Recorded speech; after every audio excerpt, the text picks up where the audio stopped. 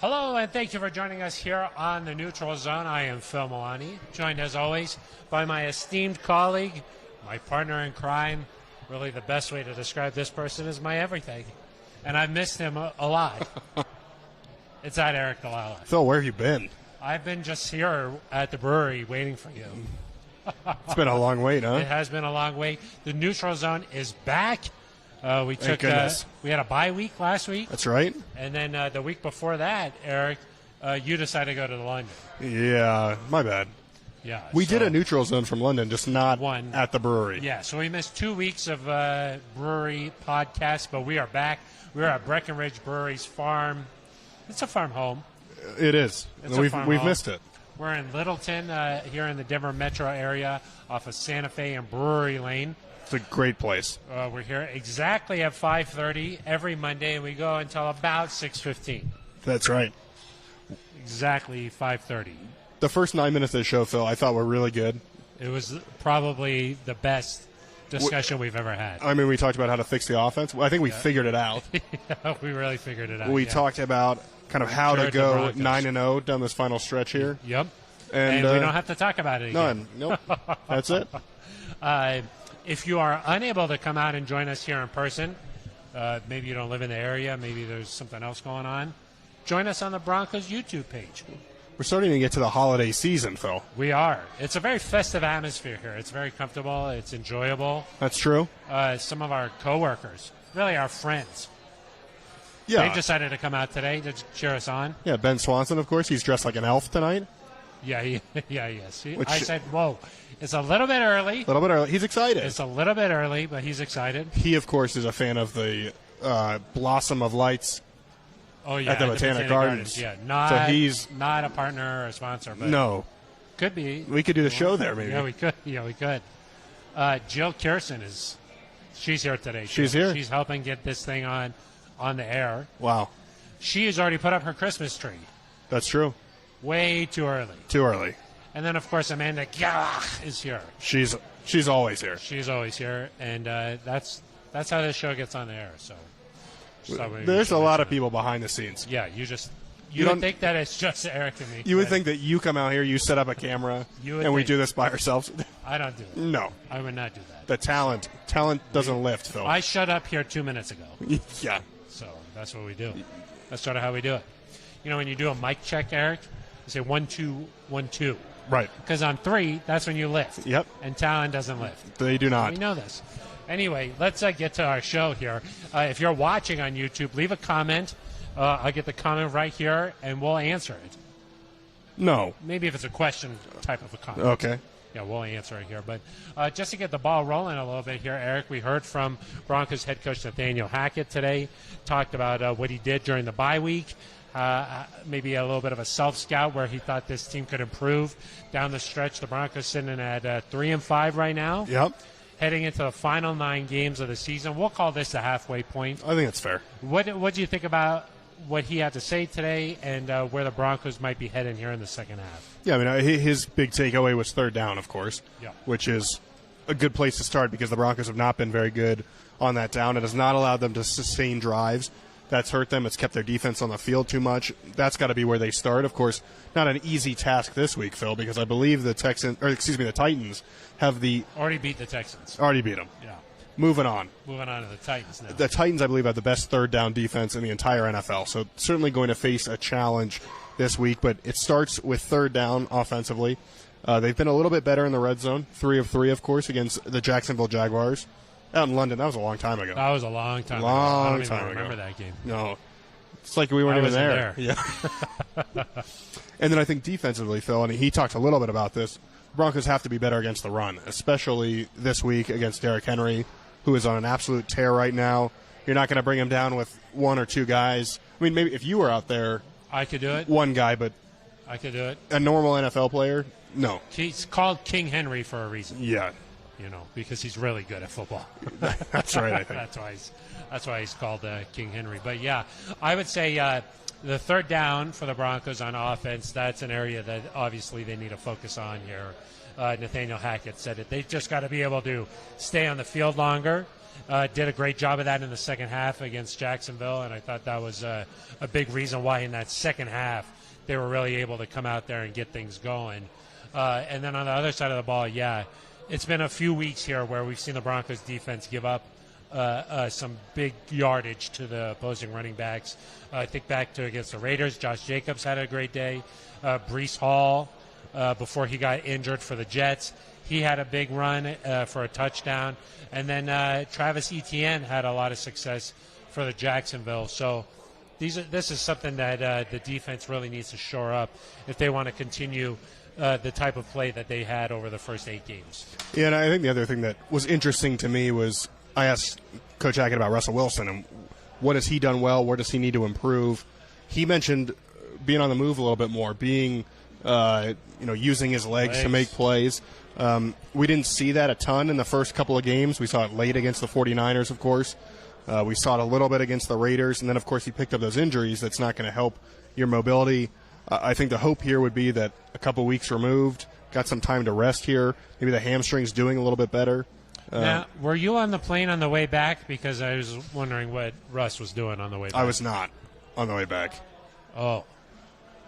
Okay, well, sorry. So you aren't able to report if the high knees was taking place. Not really supposed to report that anyway, I don't think. Got it. Well, you were on the way there, right? Yeah. Did you see anything? I was busy working out myself. Working out? Yeah. What did you do in the aisle? I can't really. Okay. Some push-ups, sit-ups. Got it. So 40-yard dash. He saw you doing that. Yeah, I'm to blame.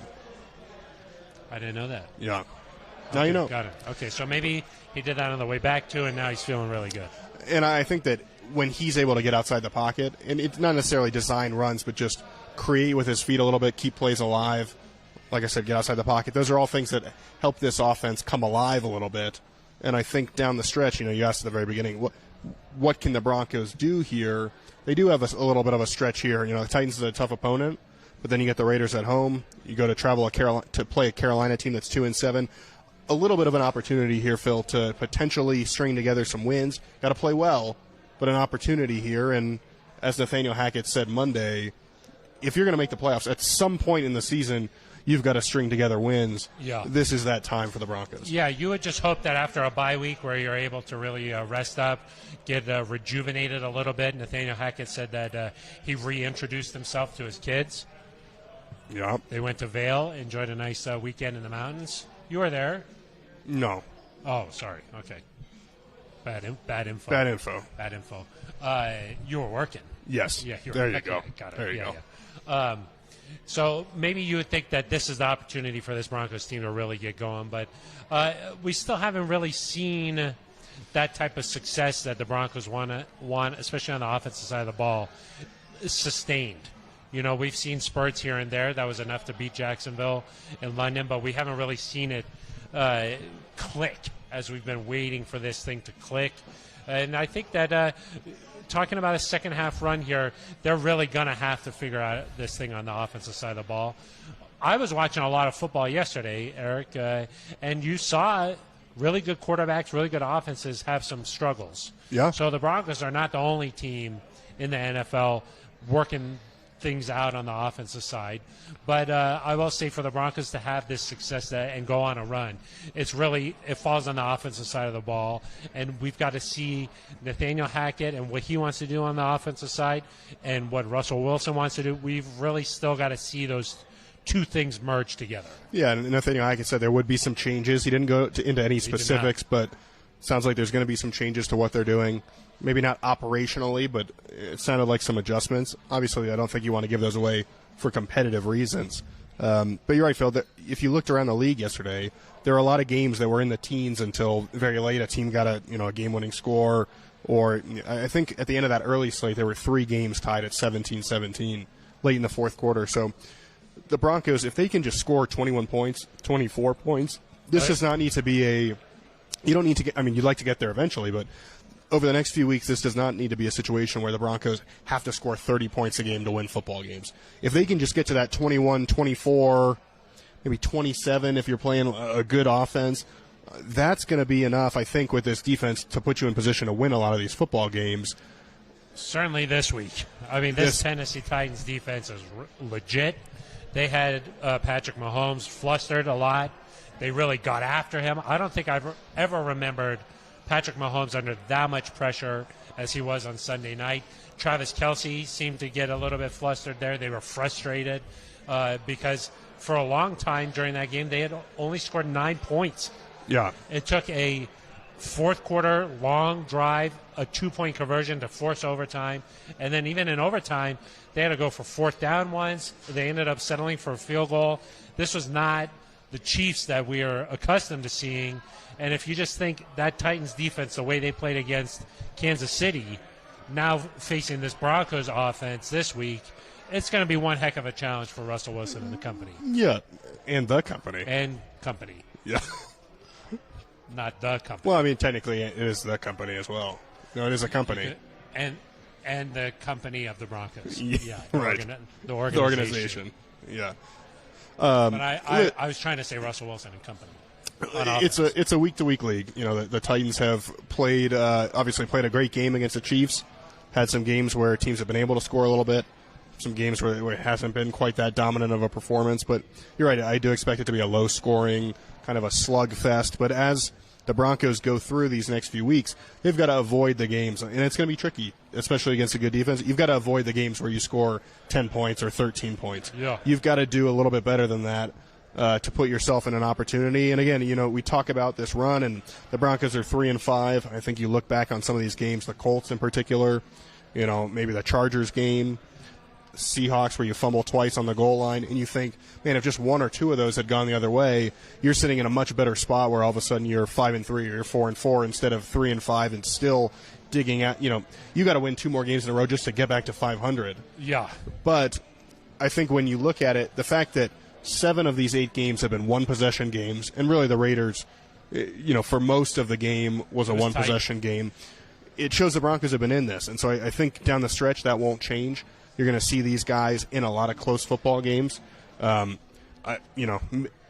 be 1 or 2 games here or there where the Broncos have an opportunity to open it up, but I wouldn't expect a lot of blowouts here by any means. But the Broncos will keep it close, and you just need enough from your offense to get it done. And so I just wonder, you know, it's not easy. The Broncos are, like we said, 3-5. To get to guarantee a spot, you're probably looking at having to go 7-2. If you go 6-3 and end up 9-8, maybe you get in. But yeah. I just wonder if you can get a couple wins in a row and get rolling.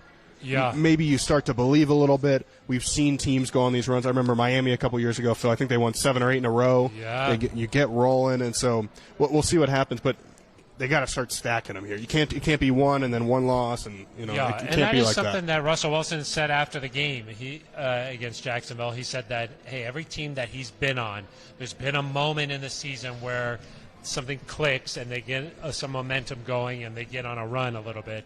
Of course, he's played on teams that have had a lot of success and oftentimes ended up with double-digit wins. So it would make sense that they get some momentum going. But for the Broncos, I think it starts this week. If they could beat Tennessee, to me, that would probably be the best win of the season. Going on the road. Oh, no doubt. They have not had a lot of success on the road this season, Eric, and I think that if they could go out and do that, that would be the biggest win of the season. And maybe, like you mentioned, spur some wins here against a couple of opponents that the Broncos can have some success. So yeah, I mean, you're going to be favored against the Raiders at home. You'll likely be favored against, I mean, if you win this weekend, probably. Yeah. And maybe even regardless, just given where the Raiders are, you're likely going to be favored on the road against Carolina. And so you're looking at a situation where if you can, you still got to do it, of course. Yeah. But you're looking at a situation where if the Broncos play to their potential, you could look up in a couple weeks, and you know some of these other AFC teams have some tough games coming up. The Chargers play, I believe, and then the Chiefs the following week. They're in the 7 seed right now. You could look up in a couple weeks, and this could be an entirely different AFC playoff picture. But you can't just depend on these other teams to do it. You've got to go do it yourself. You've got to start earning some wins, and really, you know, put this team at a place where they look like what we expected them to before the season, which is, you know, winning with good defense. Finding ways to score points on offense, running the ball well. I mean, at times against Jacksonville, it looked a lot like what we thought it would be. And even at the end of that game, the Broncos went down we kind of glossed over it, but the Broncos were down, obviously. The Jacksonville scores. Yeah. And then it was pretty easy the way the Broncos went down the field. Ball. Well, Hamler's big play. Hamler had a big play, but then Russ scrambled for a first down. Yeah. And it was fast, and that was another thing we heard them say. When we play fast, when we play up-tempo, that works well for us. Yeah. We should mention that we are at Breckenridge Brewery's farm home here in Littleton in the Denver metro area, Santa Fe and Brewery Lane. Really nice. We're here every Monday from 5:30 to 6:15, right about there. Yep. That's when the Manning cast gets going, and he calls us and says, you guys got to stop. Yeah, you're taking my viewership. So we got to stop at that point. But we're here every Monday, and especially now it's comfortable to say every Monday from here on out. Oh, man. Because the Broncos, every game is on Sunday moving forward from now on. So probably. No Monday, no. Potentially. Well, maybe a Saturday, but even then we'd be here on We'd be Monday. here. Yeah, we would be. So we're going to be here every Monday until the end of the season. Nice and easy. No more Thursday, no more Monday. That's right. So that's kind of nice. Even Nathaniel Hackett said that he likes that too. Oh yeah. Mostly for his neutral zone viewing. It's just simple to know what's easier going on. Easier to figure it out. Yeah. And we're also live on the Broncos YouTube page. Leave a comment here. Leave a question. We need a question. Ben Swanson's getting very frustrated. Is he? He's sending me all caps kind of messages here. Wow. A lot of bold and large font. So send in your questions, and that way we have some stuff to talk about here. Jay Gonzo says, why do you think Russ started playing more from the pocket as a passer? Is it the Broncos coaching? Yeah, I think some of that is the scheme. I think as you're trying to – there's got to be times where you play from the pocket, and that's true when he was in Seattle. You know, it's not just here in Denver. There were times he played in the pocket. You've got to be able to do that at times to have an efficient offense, those quick throws. But as we know, Russ a little bit looks more comfortable, maybe more efficient when he's able to get outside a little bit, create, stress the defense with his legs. It sounds like the Broncos are leaning toward doing more of that. But listen, he's made some good throws this year from the pocket, and so it's not like he cannot do that. But the Broncos, again, they've got to find quickly, and maybe they spent some time, I'm sure, doing this during the bye, of meshing what Russell Wilson does well, what Nathaniel Hackett does well, and kind of finding that nice common ground. I think that they're still working on this, trying to find this. I mean, this offense, maybe you would think 8 games in that they would be rocking and rolling and like they would know what they are trying to do. I still think they're working on this. And it's probably each game a learning experience. Hey, I liked when we did this. I didn't like when we did this. You know, and just having that balance there with Russ and a healthy communication, I would say, from Russ and Nathaniel Hackett. So another question here is from Jeremiah Gomez. What position do you think the Broncos will look at with their first-round pick? Of course, the Broncos, we haven't done a podcast since they decided to trade Bradley Chubb to the Miami Dolphins. We saw Bradley play against Chicago this week. Did you feel like it was weird seeing him out there in a two jersey and the Dolphins? A little bit weird. A little bit weird. It felt a little bit weird. Not as weird as I thought it would, though, for me. I agree. Like, it was a little weird, but not. I wasn't like, oh, gosh, that looks weird in those colors. Yeah, I think part of it is he just, you know, Bradley's one of my favorite guys. He was one of my favorite guys on the team. But he wasn't here that long, of course. You know, 5 years. Yeah, you don't get in terms of seasons, but in terms of being out there, really closer to 3 years. Yeah. It's just 2 not and a half, really. It's just not the same as seeing like Vaughn. Exactly. In a Rams jersey. That was weird. That was like, whoa. It's not the same as, you know, when you saw Tom Brady in a Bucs jersey for the first time, or Russell Wilson in a Broncos jersey, or Peyton Manning in a Broncos jersey. That's a little bit. I think also because they're in front of the camera so much. Yeah. Those guys you just mentioned, like Bradley would do like a weekly media appearance, but you just didn't see him like that the same way. So, but the Broncos, of course, made the trade, getting some draft capital in return. Chase Edmonds, also a running back, figures to be productive in the passing game, I would think, Eric. So the Broncos make this trade now. They have a first-round pick this year. Yeah, which means that we'll spend a lot of time talking about the draft now. Thank goodness. Otherwise, you're going to be sad. Yeah, you're going to be sad. But now they have a first-round pick. What do you think when they made this move? Do you think they were like, "Look, we need some help here. We need a first-round pick"? Yeah, I mean, George Payton said, and listen, GMs are never going to be quite honest with their draft plans. Even now you want to lay the... I want you to be honest with me, though. Right, but what George Payton says was we have a lot of holes on offense. Yeah. And so that would make you think, okay, well, they're going to use this pick on an offensive player. I would just caution people that they could still go with a defensive lineman, or if there's a stud. Available. Yeah, exactly. So I don't know that it's guaranteed to be an offensive player, but tackle obviously is the place I think you look first. The Broncos, yes. Garrett Bowles is still under contract at left tackle, but right tackle has just been kind of a revolving door. I think you've got to figure that out. Find a guy. There's some really good options. Ohio State, Alabama, every year there's Northwestern. There. Is there? Peter Skoronski. Oh, like a Rashawn Slater type of guy? Yeah. Wow. Good player. Those guys could all be options. What I wouldn't rule out, Phil, is because he mentioned it seems like George Payton thinks there's several holes to fill. It's not just it's not like this team is one piece away on the offensive side of the ball. It would not surprise me if the Niners point of clarification, they traded with the Dolphins, but it's the Niners Niners Correct. first round pick. Correct. The Dolphins actually don't have their own first round pick. They forfeited that. It was confiscated. It was confiscated by the league. Like when you go through TSA and you're like, oh, I have all this hair gel. Yeah. And they're like, sir, you can't have a 1 gallon vat of hair gel. Yeah, and I was like 3 ounces, what, for one day? Yeah. What am I supposed to? Yeah, what am I supposed to do with that? I'm going to be gone for the whole weekend. So, yeah, that one was confiscated. So the 49ers, say you end up somewhere between 20 and 28. The other thing you could do is trade back a little bit. Straight up? Get it. Well, sure, but if you trade back, you could potentially pick two players kind of in that 25 to 45 range. Maybe you drop back 5 or so picks. You pick up an extra middle second or early third. You take there's some ways you can move around a little bit. I think it just gives you flexibility. But even then, I would still look at tackle. But then maybe you go and you get a wide receiver. Or maybe you add another interior offensive lineman.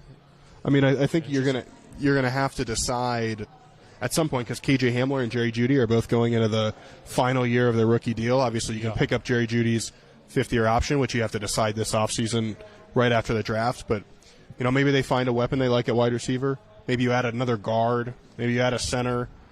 I mean, there's some options here that I would are look interesting. Offensive line. It does seem like Russ has been under pressure a lot.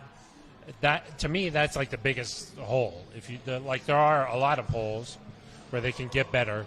I think you could just even see with Greg Dulcich, you insert him into the lineup and boom, he just takes off. You could tell that was a hole that they needed somebody like him. So I do think that offensive line is an area where you can get a really quality, almost day one starter in that 20, 28, that range right there. You can find somebody like that. Yeah, so. But if you move down just a bit, you could get two guys. You could get two guys if you move down. And, Dalton Reisner, I believe, is going to be a free agent here. Yeah. Lloyd Cushenberry, obviously going to the final year of his deal.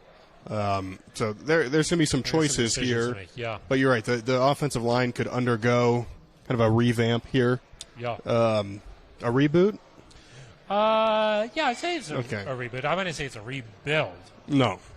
Certainly not a reboot. No, but I do think the offensive line needs a reboot of the offensive line. And so it wouldn't surprise me to see the Broncos really lean into that. And their depth has been challenged already, you know what I mean, with Bowles getting hurt. There's been a lot of injuries. But now, Billy Turner is healthy right now. Quinn Miners is healthy. It seems like Graham Glasgow is going to be playing center. He did a nice job. We heard Nathaniel Hackett say he did a nice job. Dalton Reisner is healthy. So, the guys you started, or at least envisioned, most of them are out there. Other than Bowles. Yeah. And now Lloyd. But I do think the idea of, and people are like, well, some people might say, why did you trade Bradley Chubb? He's a great player. You're not guaranteed to get a good player there because it's a dart. You're throwing darts here, and you're not guaranteed to get a starter you could miss. But what I would say is the Broncos have a lot of resources devoted at outside linebacker. Bradley Chubb, as evidenced by the deal he signed, was going to demand a lot of money.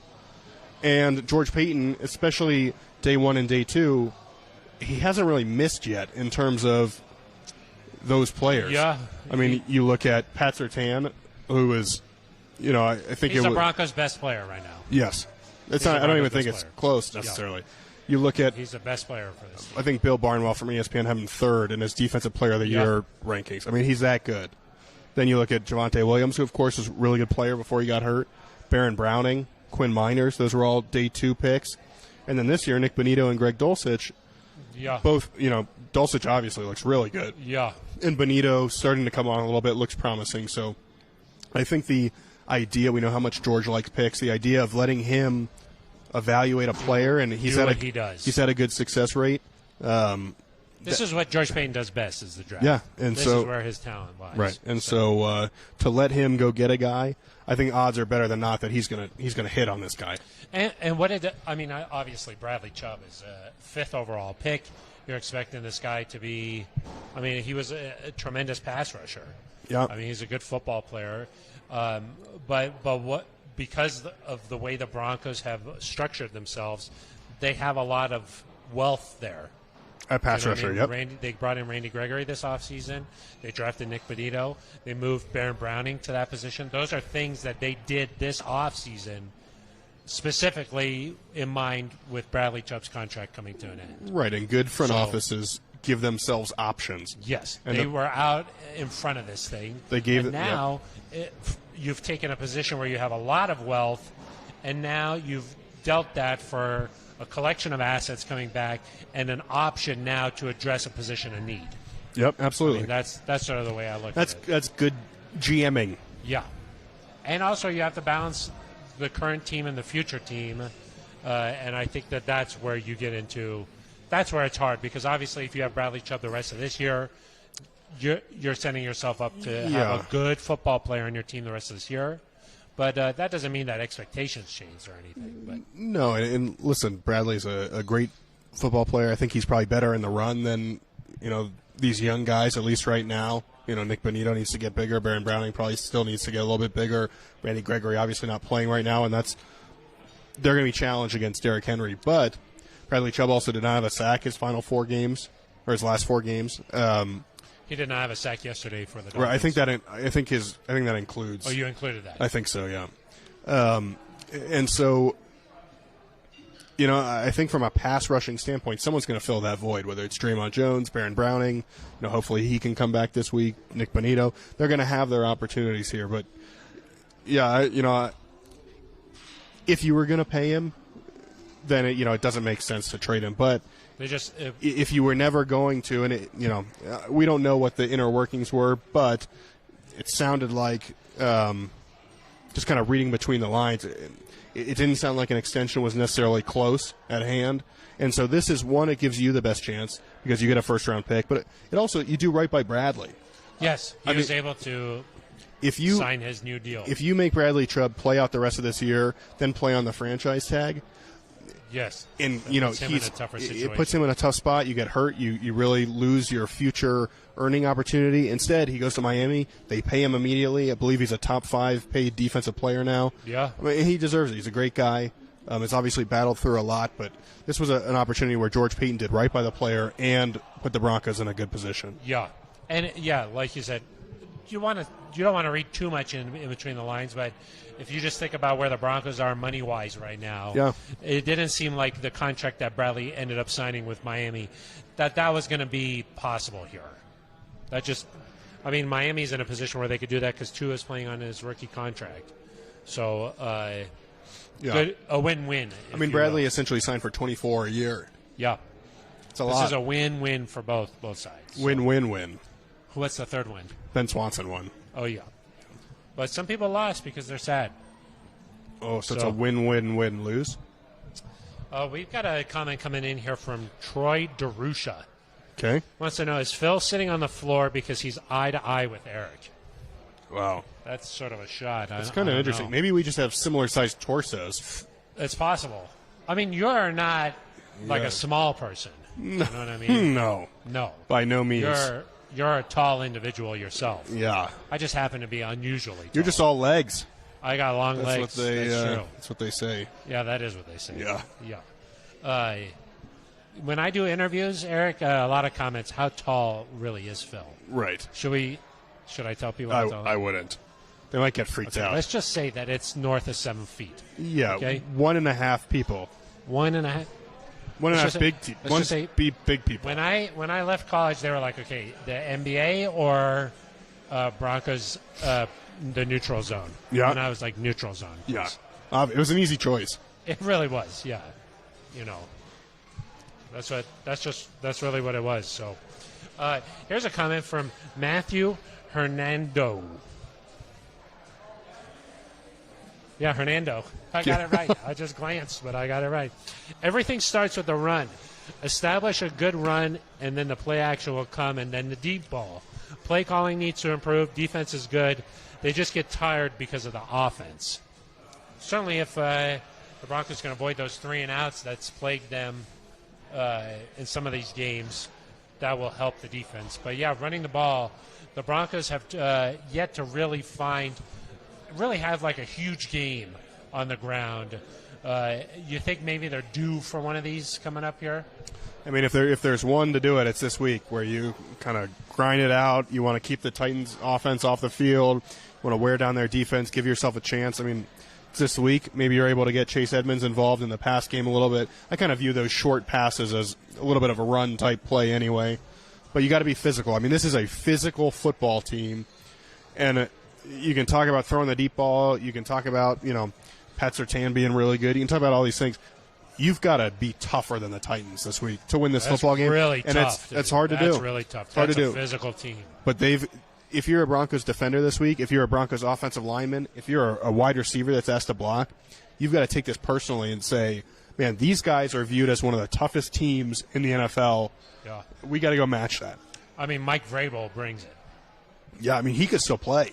Would you take him over every other coach in the league? In a fight? Yeah. Yeah. I think that we've established that he's sort of number one. He's willing to do all sorts of things that most people are not willing to do. Yeah.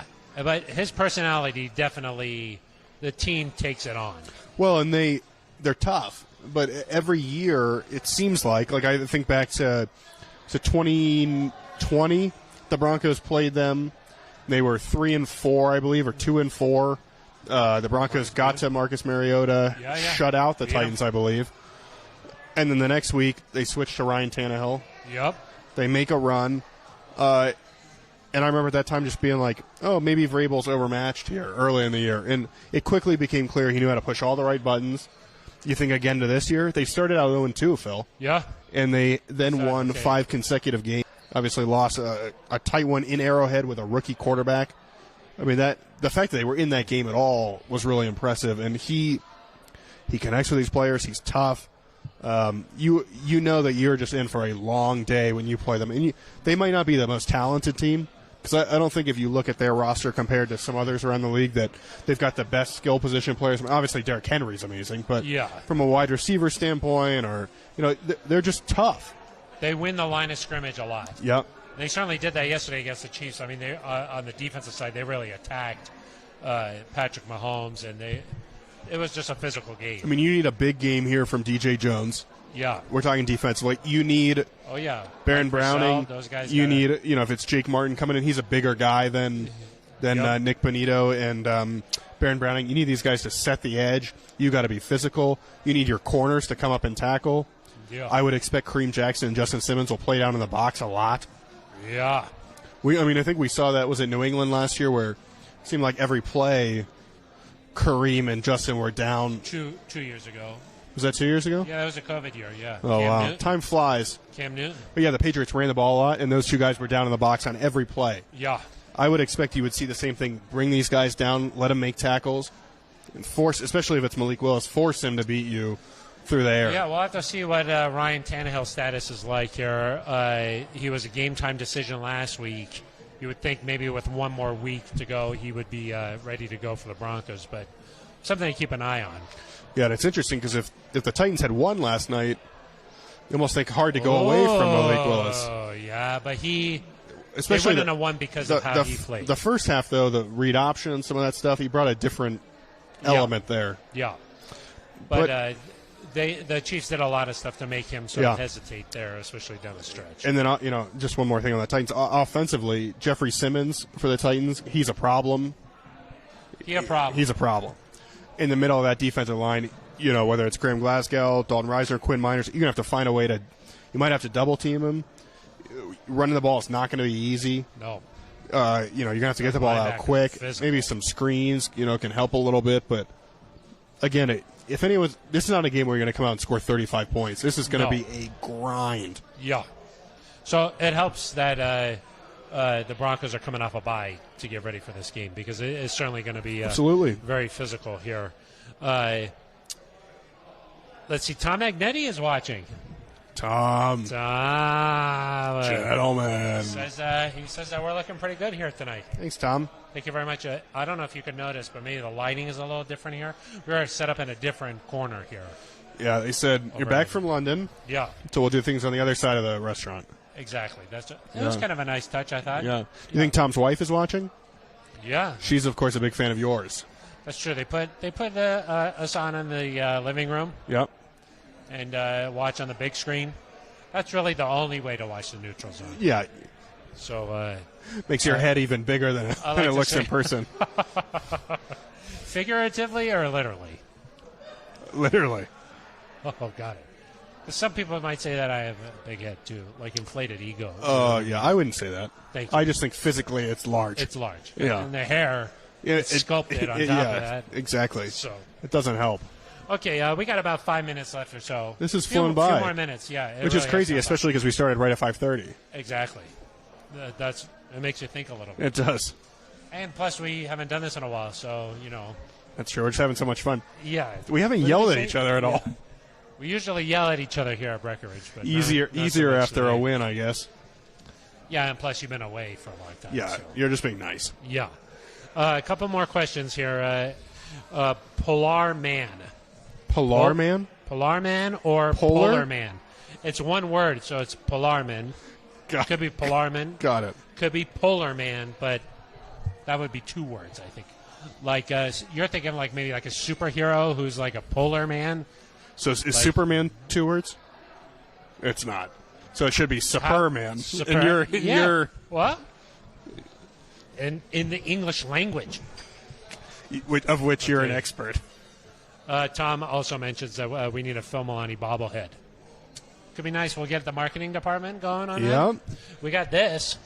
I mean, we had to pull a lot of strings to really get this nice. going. What did Polar Man say? Okay, Polar Man. Do you guys think Denver will incorporate more QB running into their offense? Kind of touched on that, but what do you think about like a designed QB run? We've seen a little bit of it. We've seen it on down at the goal line against the Raiders. Russ ran a read option. We saw, I believe, in the Chargers game, a couple of design. Making up stuff now. No, this is facts. These are facts. Got it. Get your facts and come back and see me. Okay. Some design QB runs. I think the issue here is that we've seen, for all the struggles the offense has had at times, we've seen it look worse without Russell Wilson. And so you can't afford to let him get hurt. And so I think you've got to pick your spots. If you need a touchdown late in the game, and the best way to do it is for him to run in, or you need him to dive for it for a first down, it's one thing. But you've got to protect him, too. You've got to make sure that you're conserving your franchise asset here. I mean, the Broncos are much better with Russell Wilson on the field, and no disrespect to Brett Rippon at all, who performed admirably, but in my mind, the Broncos win that game against the Jets if Russell Wilson is healthy and playing. And so you got to keep him on the field. So, you just got to be cautious here with the QB runs. I agree. It's something that puts a lot of stress upon the defense, and Russ has been able to do this in his career, but, he's 34 years old, Eric. So almost as old as you. Almost as old. Yeah. And you're in no condition to go run around out there. I could not run out there. No. One series, and then I'm dead. I'm not even going to AZN Pikachu 215. AZN Pikachu 215. Okay. Do they need to be more aggressive in the passing attack? Well, I think they have been aggressive in terms of the deep shots. The thing you have to balance here is taking deep shots versus making sure that you're moving the ball down the field kind of steadily. Because if you take a shot on 1st and 10, and now it's 2nd and 10, and you run the ball for, let's say, 4 yards, now you're in a 3rd and 6, a little bit of a tough scenario. And so you've got to pick your spots wisely, because if you connect, great. You get a 40-something yard pass to KJ Hamler.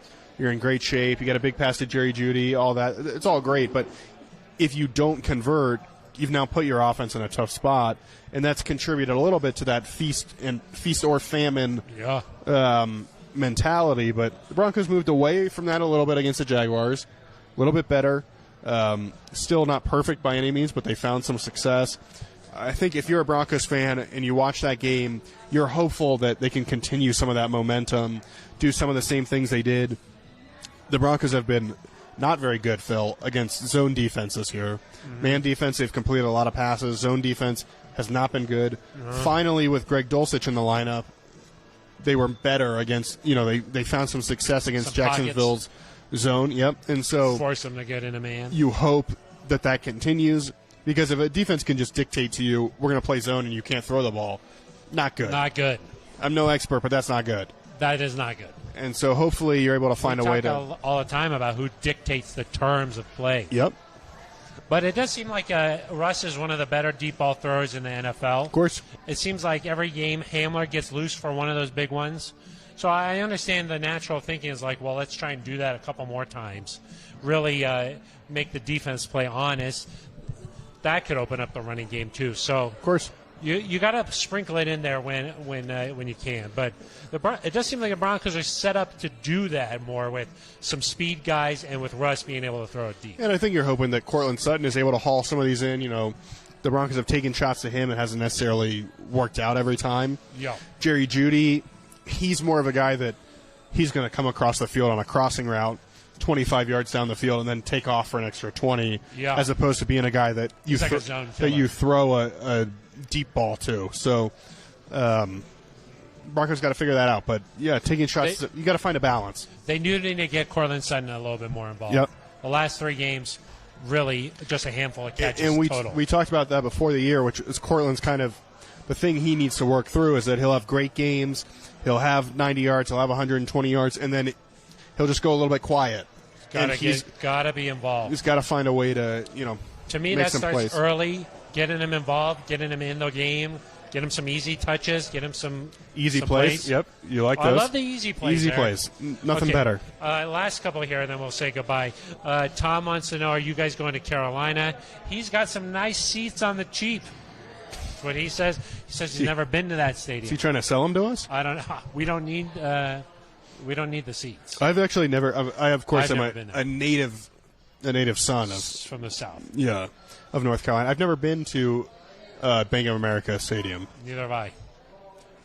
That's 2 cities, 2 road cities I've never been to. Which 2? Carolina. Atlanta. I'm saying there are only 2. Oh, Carolina's one. I didn't understand what you were saying. Carolina's one of them. Got it. I believe I have 4, and I'm knocking 2 of them off this year. So. Really? Yeah, Detroit. Ah. You don't just go to Detroit. You don't go to Detroit. No. Nashville. Are the Broncos playing in Detroit? No, they're not. I'm naming the cities that I've been to. I thought you were starting with the 2 that you were knocking that off. That would make more sense, but I was like, interesting. I was like, I know that you love the schedule, and I was like, God, did I miss that one? Okay, Detroit, what was it, Detroit? Nashville. Which, of course, knocking that out this week. You that one? Knock on wood. I hope I make it to Sunday. Nissan. That's correct. Nice Carolina and Atlanta. No, never been. Yeah. Atlanta, you might have to wait. Might have to wait. But we, of course, we love Atlanta, but never been there. Yeah. So, and then Troy DeRusha wants to know, will the Broncos ever score 35 points? Gosh, you mentioned 35. People are negative. Yeah, I think they will. They'll get there. Are we talking about one game or like combined? The one game, I think. Oh, got it. They'll get there. Eventually. Yeah. All right, well, I think that's going to about wrap things up. I think so. Did you want to... We talked about before the show what we might talk about here. So just real quickly, your best player on offense and your best player on defense. Okay, I'll do defense. You do offense. No. I'm going to go with Pat Surtain on the defensive side of the ball. That's obvious. If you had to pick another guy, maybe Draymond Jones. But I think that Pat has been he's one of the best players in the NFL. He should be a first-team All-Pro. No question. He doesn't have the interceptions, so you're not like paying attention to it. I like that we're in an age where people can tell that just because they're not throwing at you doesn't mean you're not good. That means you are good. That means you're really good. Being on primetime Broncos are not in primetime the rest of the year, except for one more Sunday game. Night Football, yeah. One more game, but not again except for the one time. Right, but they've basically been in primetime every single week. Yeah. And so the fact that Surtain has played so well in primetime, that always helps your chances with the voters, because the voters are not tuning into Broncos at Panthers at 1 p.m. Eastern. No. They're not. They're just not. They're tuning in to watch him shut down Devontae Adams. So Pat Surtain. Pat and Pat. Yep. Pat and Pat. Yep. And then on the offensive side of the ball, who would Take you it away. say? That's a good question. That's what I would say. It is a good question. Goodness gracious. Everybody has only really shown like a little bit of a flash and then kind of not been there. Ben Swanson? I would say You got Jerry anything? Jeudy, I guess, is what I would say. The last couple of games, in my mind, he's emerged as wide receiver number 1. Oh. He's had a couple of nice games, I would say. Earlier in the season, maybe some struggles, but I think that he's figured things out here. I would say he's been the Broncos' best offensive weapon. Oh, man. I am going to say he's only played 3 games. I think it's Greg Dulcich. Are you serious? He's a mismatch in a way that nobody else is. Yeah, but he's okay. He's only played 3 games, but he can only play the games he can play, you know? Staying healthy is part of the deal. It is. Yeah. You can't make the club in the tub. You cannot. But he what did. we say? He did make the Klabouzi? You can't make the Klabouzi in the jacuzzi, but he did. He did make the club. He did. He did make the Klabouzi. No, he's been tremendous. He's been really good. Yeah. And because there's been not a lot of success, he stands out. He stands out to me. Yeah. I will say, no Jerry it's obviously notable that neither of us said Russ, but I do think that he has had his moments where he's been really good. And when the Broncos have scored points, it's because he's manufactured plays. Yes. Like that game against the 49ers, the first half against the Raiders, first quarter against the Chargers, end of the games. I'm changing my answer to Russell Wilson. That's a hedge for you. Wow. You like that? Goodness gracious. Yeah, and then later on I'll be like, you said Russ was your best player. And you're like, no, I didn't. I said Greg Dulcich. Wow. All right. Hold on a second here. Yeah, Peyton just said we got to wrap up. So, sorry, Peyton. George or Manning? Huh? George or Manning? No, Manning. Oh. Yeah, the Manning cast is on. He's George just texted me and said to get you off the air. You? Yeah. You off there. No, you. You. If he said you, that means you. He said Phil. Oh, got it. Well, not cool. Okay, time to wrap things up. We're here at Breckenridge Brewery's farm home. That's right. In Littleton off of Brewery Lane in Santa Fe. Yeah. We're here every Monday from 5:30 to about 6:15, which is exactly what time it is right now. Exactly. So that means we got to wrap it up. So, well, I hope that you enjoyed this. I think show. the first quarter just ended on the Monday Night Football game. Come join us next Monday. We'll be here. You can say hello. We really encourage that. Where will we be in the restaurant? You'll have to find us. You'll hear Eric screaming from one corner. Yeah. Or me. Or if not, join us on the YouTube page. Tom Magnetti, he'll be there. So that'll be great. That'll do it for us. We'll be back on Thursday, Eric, with another episode of the Neutral Zone, breaking down this Titans matchup a little bit more. You want to mention who's here behind the scenes? Of course. Ben Swanson. Ben Swanson. Providing the comments. Yeah, really good. Joe Kierson. Jay? What is she doing? She's taking a TikTok of us, I think. Emotional support. I think we're on TikTok. She was concerned if we were going to be okay after the Bradley Chubb trade. Yeah. We're doing okay. We're doing okay. She's here for that. And then, of course, Amanda Gilla.